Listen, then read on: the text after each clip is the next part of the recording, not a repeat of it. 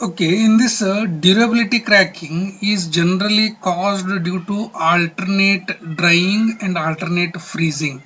What is happening? You can see continuous. See, first of all, there is a joint, okay, and there is a gap here. Okay, there is a gap inside the joint, and there are already some cracks are already there. Okay, there are some already cracks are there.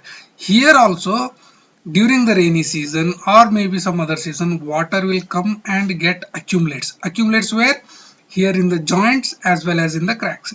Once this is accumulated, and after some time, if the temperature falls below the freezing zone, freezing temperature, this water will become ice, and ice volume is more, and it will create more pressure on these cracks, more pressure on these joints, and this will disrupt the slab. This will disrupt the slab. So that is why we are calling them as a durability cracking or D cracks. These are called as D cracks.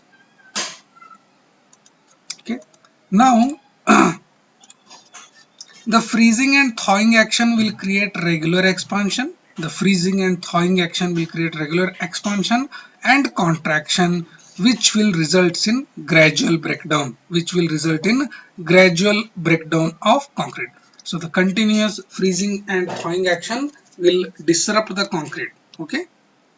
The type of distress is pattern of cracks on the concrete surface as layers. Okay, these appears maybe in the form of layers that are parallel and closer to the joint. If you see any cracks or any failures, generally they are parallel to the cracks, or generally they are nearer to the joints. Okay, nearer to the joints and parallel to the joints. Okay. Joints and cracks are the area where concrete seem to be more saturated. So saturated means what? Water content is present there. Water content is present. So that is why it is getting more and more saturated.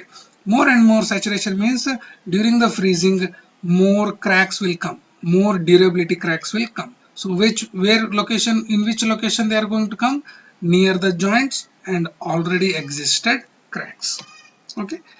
Here maybe some dark deposit is found. We call them as D cracks. So this will lead to complete disintegration. This will lead to complete disintegration of the total slab.